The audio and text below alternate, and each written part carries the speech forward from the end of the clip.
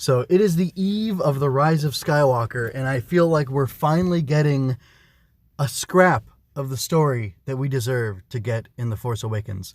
I have been extremely critical of the sequel trilogy in a way that most people might not accept or like or whatever, but, you know, I'm my own man. I'm going to do things my way. So I wanted to get the Rise of Kylo Ren because I want to know more about this guy, and it's going to be a miniseries, and he and Luke will be together in it, and I want to know what the heck's going on. I'm going to go ahead and read through the credits real quick because I picked this up in part because it is written by Charles Soule, who did a really good job on the Lando comic, and I haven't read enough of his Vader 2 comic, which it's dumb the way Marvel named it, and it's also dumb that it came out after the initial reacquisition of Star Wars comics by Marvel, because they went after A New Hope, and then the second Vader series is after his fall, and it's getting into him as a character and his motivations and whatever. So that's really dumb, really lame, but what are you going to do?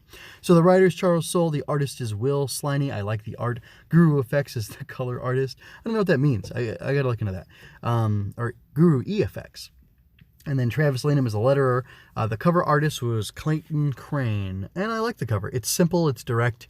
It doesn't really evoke what's going on in the comic itself, but it's, you know, it's attention grabbing because it's got, you know, Vader on it, and then Ren standing, or Kylo, I should say, Kylo standing in front of him, and it's about, you know, what made this guy into the guy he became. And let's see, I don't have anything else to say about the cover, so I'm going to move on to the interior. Well,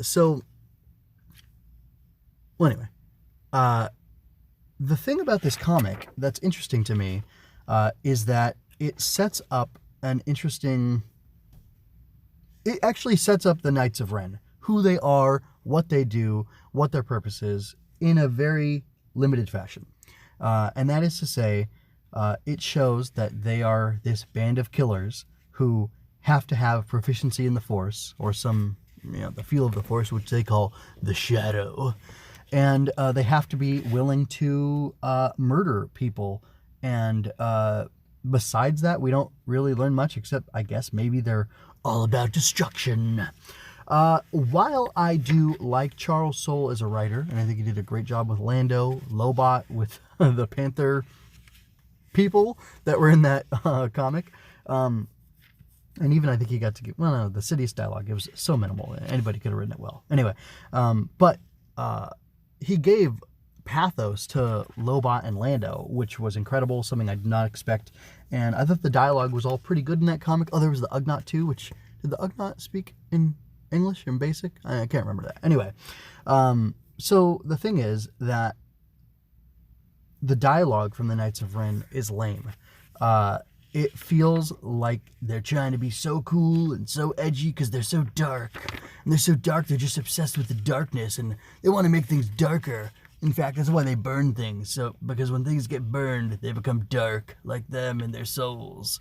And Soule, Mr. Charles, like, I'm not trying to give you too hard of a time, but I figured I should roast this in the tradition of other, you know, people who do comic book reviews on YouTube and such. Anyway, but yeah, I think there's legitimately, you know, like, poor dialogue. And, you know, people want to get all over Lucas and the prequels for having crappy dialogue. Well, this comic doesn't have much better dialogue, but the interesting thing about comics, much like film, is they are a visual medium.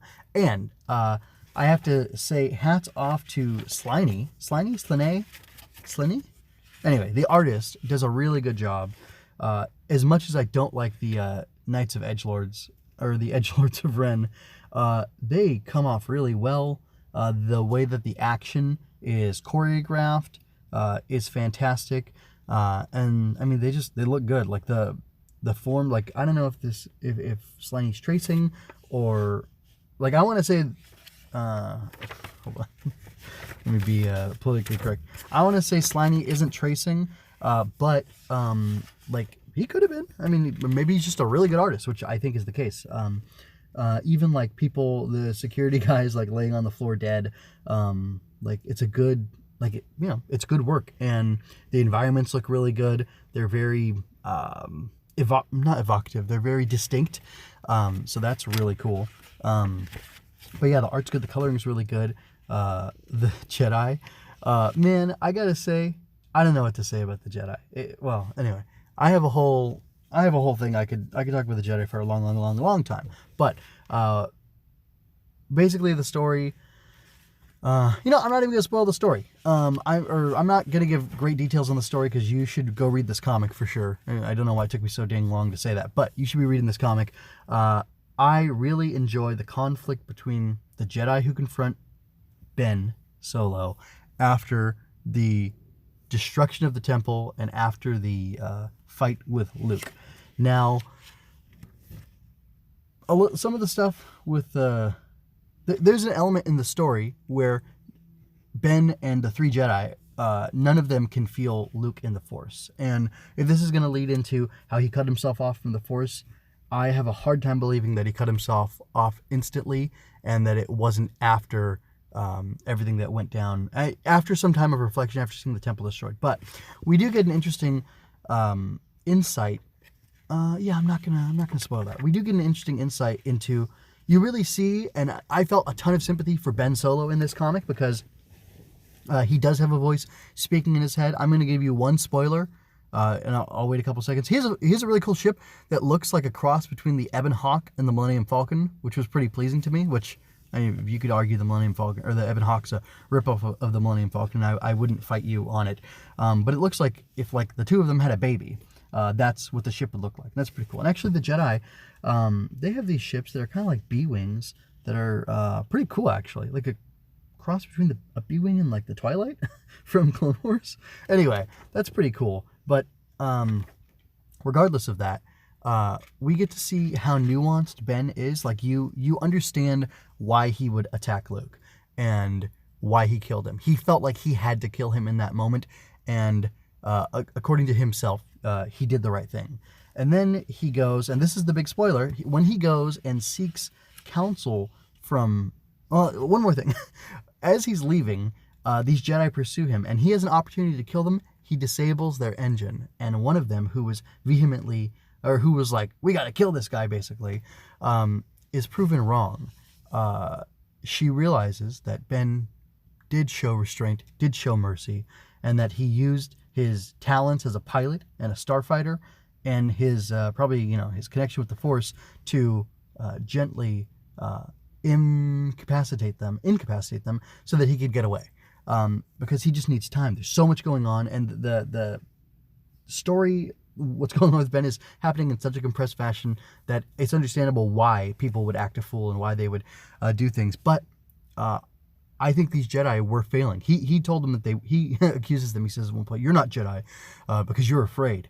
And I thought, that's an excellent point, my boy. Like, you got it. And I'm not sympathetic to Kylo. Like, I do not like Kylo Ren. I like Kylo Ren in spite of myself. Like, there's so many things about the setup of this character and his story that I dislike. But I mean, Soule did a good job of humanizing this guy and making him feel for him. Anyway, one other thing I want to highlight, there's a cool shot where when he actually goes to shoot them, for some reason when Ben gets on the ship, he like throws a blanket on himself, but I guess space is cold and Skywalkers are especially susceptible to that. But also he puts on these gloves that have like wrappings on them that are reminiscent of the rest of his suit, or the sleeves on his Knights of Ren suit or armor or costume or whatever you want to call it, clothing, I guess.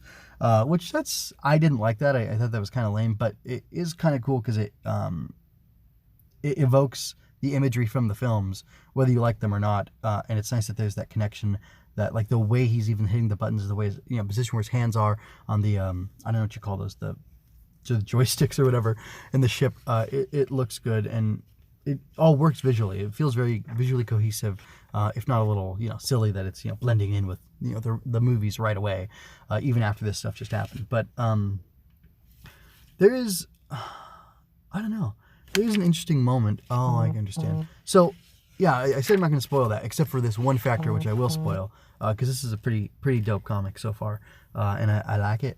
Anyway, if I didn't tell you already that you should go get it, you should definitely go get it, which I'm pretty sure I did. So Ben, instead of going home to Hosnian Prime to see Leia, to see Han, maybe, because you would think Han would be there right now. Anyway, I really don't like how vague they're being, and I feel I'm gonna ignore them. I'm talking about the comic. We get this really dope planet which has like this hexagonal pattern, like a hex pattern of what I can only assume is like shielding all around it, and then there's flora and fauna in it, and there's like at one point we see a pole, we see like something, it's real rocky and craggy, but it could be a tree, and then there's like branches coming out from the planet, or almost roots, and they're wrapping around the rings that are enveloping this planet, and it looks super dope. So hats off to whoever came up with that idea, and then Sliney for executing it, because that looks beautiful. Anyway, then we get to see the appearance of none other than Mr. Snoke. Mr. Snoke the florist.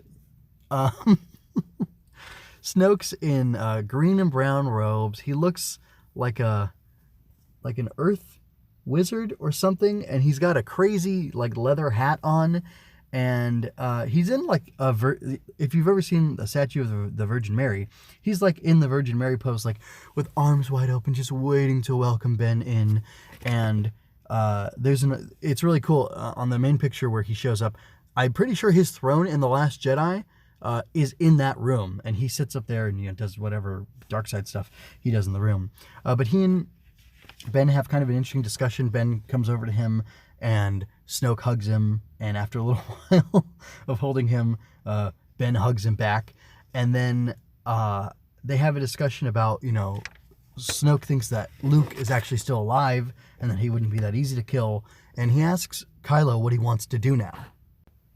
And Ben looks at him and he tells him that he's actually been thinking about the Knights of Ren. One of my favorite things about Star Wars is I think it feels like the trip through hyperspace takes long enough that it gives people opportunities to think about exactly what they're going to do, or have, downtime or whatever.